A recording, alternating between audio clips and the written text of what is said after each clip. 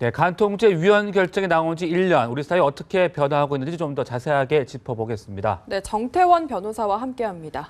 안녕하십니까? 네, 안녕하십니까? 간통죄가 폐지가 되면 이제 불륜이 더 조장될 것이다, 뭐 가정 파탄이 더 늘 것이다, 이제 이런 우려들이 있었는데 1년이 지난 지금 상황은 좀 어떻습니까?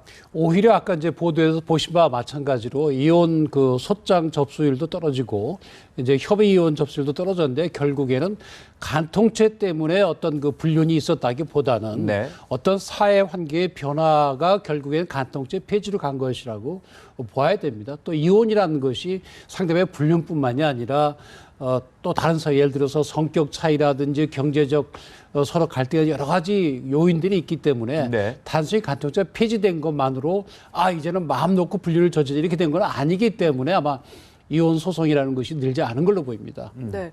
그런데 이렇게 간통죄가 폐지됐는데도 혼란이 없는 게 대법원에서 유책주의를 이혼 소송에서 고소하고 네. 있기 때문이다. 이런 그런 이야기도 점도 있습니다. 있더라고요. 이제 네네. 일반적으로 이혼을 하려면 예. 이제 그 유책주의와 파탄주의 두 가지 큰 대립되는 견해가 있습니다. 유책주의는 뭔가 하면 혼인을 파탄시킨 데 책임이 있는 사람은 이혼 청구를 못한다. 네. 그러니까 자기가 잘못해놓고 적반하장은 이혼하자 그러면 그거는 안 된다는 게 유책주의거든요. 네. 근데 파탄주의는 뭔가 하면 누가 잘못하게 그것이 문제가 아니라 기왕의 가정이 이미 파탄이 됐으면 아이들의 장래라든지 두 사람의 새 출발을 위해서 이혼을 허가하자. 이것이 이제 파탄주의거든요. 예. 근데 우리 대법원은 아직은 유책주의가 이제 좀 다수입니다. 네. 대법관 13분 중에서 7분이 이제 유책주의를 지지하셨기 때문에 만약에 이번의 경우에도 간통죄 없었으니까 마음 듣고 바람 피자. 그리고 이혼하자. 그러면 당연히 이혼 허가가 안 되거든요. 그런 점에서 아마 이 대법원의 판결이 영향을 좀 미친 걸로 보입니다. 네. 앞으로는 그래도 파탄주의로 이행이 될 것이다. 이런 전망들도 있던데 어떻게 보십니까? 예, 그렇게 이제 나오는 전망은 뭔가 하면 우리가 기본적으로 유책주의를 취하면서도 사실은 뭐 20년, 30년씩 따로 사는 경우도 있거든요. 네. 결혼했다 바로 뜻이 안 맞아서 헤어져 가지고 새 배우자를 만나서 몇십 년을 살고 거기서 또 자녀들이 많이 태어나고 그런 경우라든지 또는 종전 배우자에 대해서 자기가 경제적으로 해야 될 일을 다 하는 경우 그런 경우는 소위 그냥 자기가 잘못해놓고 배우자를 막 차버렸다 하는 그런 것은 아니기 때문에 네. 예외적으로 허용을 해야 된다. 그것이 지금도 이제 유책주의를 취하고 있는 대법원에서 예외적으로 인정하는 것이고 세계적인 추세도 네네. 기왕에 깨져버렸다고 한다면 예. 오히려 두 배우자가 새로운 인생을 살아갈 수 있도록 이 법이라는 빗장을 풀어주는 것이 맞지 않느냐. 그런 것이 점점 널리 인식이 되어 가고 있습니다. 따라서 네. 파탄주의로 점점 가는 그런 추세라고 볼 수는 있습니다. 그렇군요. 자, 그리고 과거에 간통죄가 있었을 때는 이 고소를 취소해주고 받는 형사합의금으로 이 부족한 민사배상금을 보완했다고 하더라고요. 이 부분은 지금 어떻습니까? 그래서 예전에 보면 보완 정도가 아니라 네. 이제 간통죄가 이 징역 2년 이하의 징역에 처한다 이렇게 되어 있어요. 벌금이 없어요.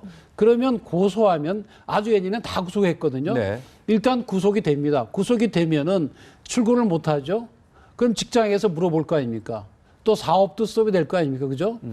그렇게 되면 대부분 직장에 쫓겨나게 되겠죠. 그리고 구속이 안 된다 하더라도 2년 이하의 징역이니까 최고로 좋은 형은 집행유예예요. 그럼 집행유예를 받으면 공무원은 물론 못하고 일반 직장에서도 집행유예 받으면 전부 쫓아내는 대부분 그런 규정도 있지 않습니까?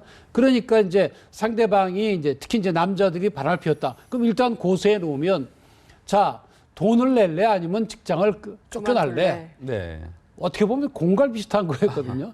그래서 그걸로 다 처리하고 일부 보직 관계에 있으면 소송을 통해서 받는 그런 식이었습니다.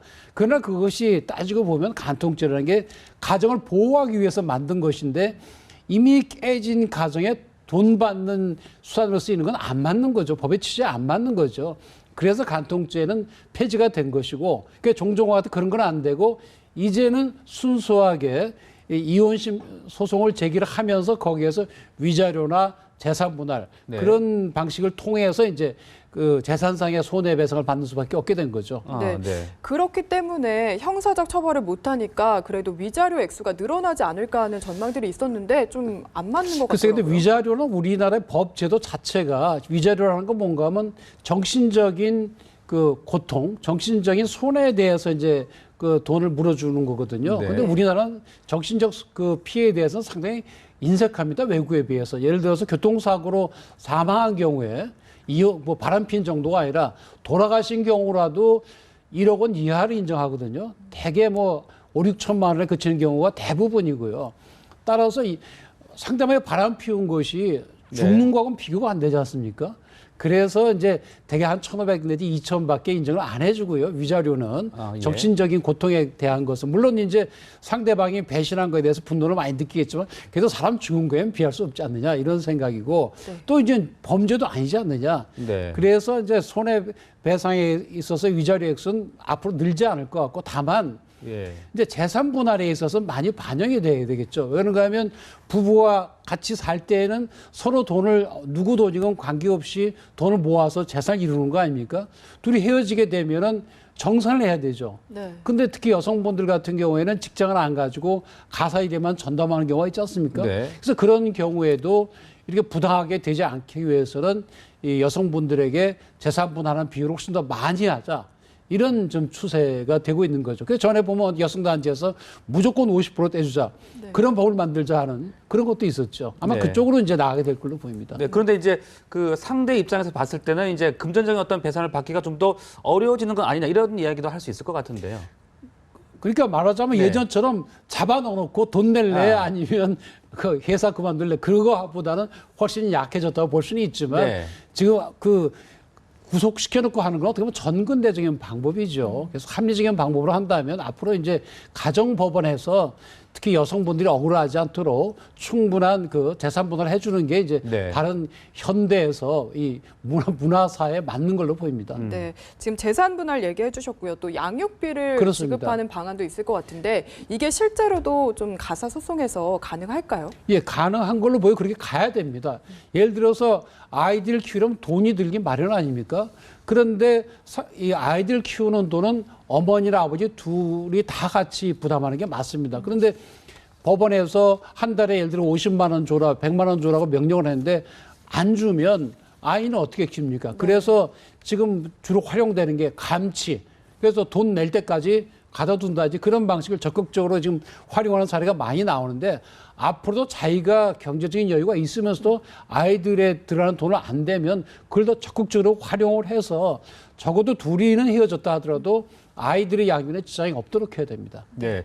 자, 그리고 이 간통죄가 폐지되다 보니까 뭐 흥신소, 심부름업소 같은 경우에 이제 일감이 상당히 줄었다. 지금 이런 이야기들도 하고 줄 있는데. 수밖에 없죠. 근데 네. 사실은 그 전부 다 종전에도 불법이었거든요. 아. 흥신소는 엄격히 얘기하면 이제 신용조사법에 따른 신용조사업 허가를 받아야 되는 것인데 네. 그 경우에도 상거래 관계 외에 사생활 조사 이런 건 다 금지되고 그 사생활 조사하면 처벌받도록 돼 있었습니다. 네. 그런데 다 불법으로 한 것이고 심부름센터는 더더군다나 그렇죠.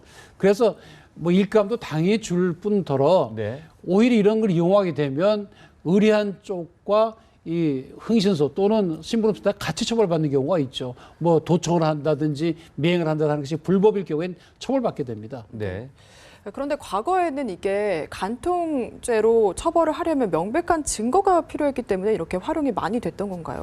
그렇죠. 간통죄가 사실 좀 뭐 방송에서 말씀드리기 좀 부적절하지만은 예. 그 네. 간통죄라는 둘이 뭐 같이 뭐 팔짱 끼고 다닌다 그런 네. 걸로는 처벌 못 합니다.